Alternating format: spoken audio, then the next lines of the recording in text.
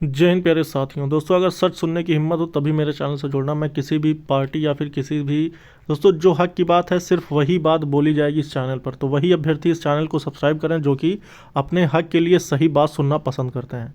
दोस्तों, आज मैं इस वीडियो में वो बात बोलने आया हूँ या फिर ऐसी अपडेट लेकर आया हूँ जो कि आप ये जान जाएंगे कि क्या चल रहा है और आखिर ये क्या राजनीति इसमें खेली जा रही है अभ्यर्थियों के साथ। आपको पता है 2018 के बाद से यूपी पुलिस कांस्टेबल की कोई भी वैकेंसी नहीं आई और उसके बाद एक नई अपडेट देखने को मिलती है। जबकि न्यूज़पेपर तो आप सभी ने पढ़ लिया होगा, उस वक्त मैं वीडियो बना देता, लेकिन जो चीज़ें अब निचोड़ निकली हैं इसके पीछे क्या सच्चाई है ये मैं आपको बताने के लिए ये वीडियो मैं लेकर आया हूँ। देखिए, यूपी पुलिस भर्ती 2023 का अभ्यर्थी बहुत दिन से इंतजार कर रहे हैं। 2018 में जब वैकेंसी आई थी तभी से ऐलान हो रहा था कि 2019 में भर्ती आएगी, फिर 2020 बीता, 2021 भी बीत गया, फिर उसके बाद 2022 बीता तो ये हुआ कि आयु सीमा में छूट मिलेगी। अब 2023 बीत रहा है।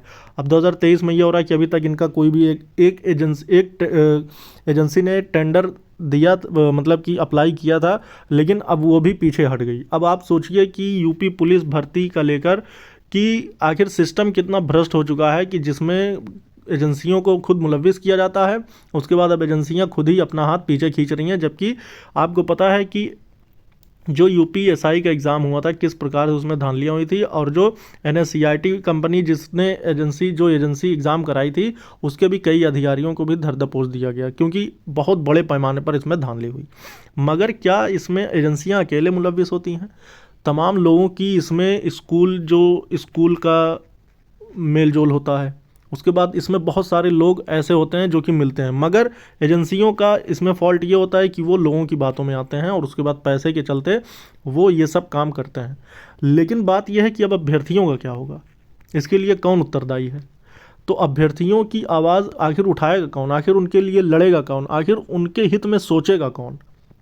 तो राज्य सरकार से सारी सबको उम्मीदें सिर्फ होती राज्य सरकार से, लेकिन अब राज्य सरकार इस पर कोई सवाल जवाब करने को तैयार ही नहीं। न ही भर्तियों पर किसी प्रकार से, भर्तियों के ऐसे मामलात पर सख्ती दिखाना अच्छी बात है, लेकिन भर्तियां लाना भी तो अच्छी बात है। आखिर भर्तियां कब आएंगी? 2018 के बाद आज 5 साल बीत चुके हैं। उन अभ्यर्थियों का क्या होगा जो कि अपनी आयु सीमा पार कर चुके हैं? क्योंकि 18 से 22 साल, 4 साल के बीच के अभ्यर्थी जो कि मौका दिया जाता है, और लगभग 5 साल बीत चुके हैं। जिन्होंने 2018 की भर्ती देखने के लिए 1-2 महीने किए, जिनकी ज़्यादा हो गई थी, अब वो पूरी तरह से आउट ऑफ एज हो चुके हैं। वो अभ्यर्थी क्या एक बार भी यूपी पुलिस कांस्टेबल की भर्ती नहीं देख सकते हैं, जो कि 35,000 प्लस पदों की वैकेंसी है, जवानी है, लेकिन इसमें वो अभ्यर्थी भाग नहीं ले सकते क्योंकि वो आयु सीमा को पार कर चुके हैं। देखिए, आपको मैं बता दूं, कोई भी एजेंसी नहीं कराना चाहती यूपीपी का एग्ज़ाम।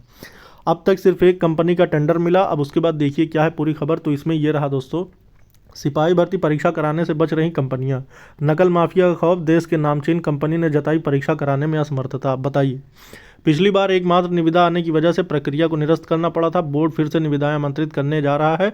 उम्मीद है कि इस बार कुछ नई कंपनियां इसमें रुचि दर्शाते हुए लिखित परीक्षा कराने का जिम्मा लेंगी।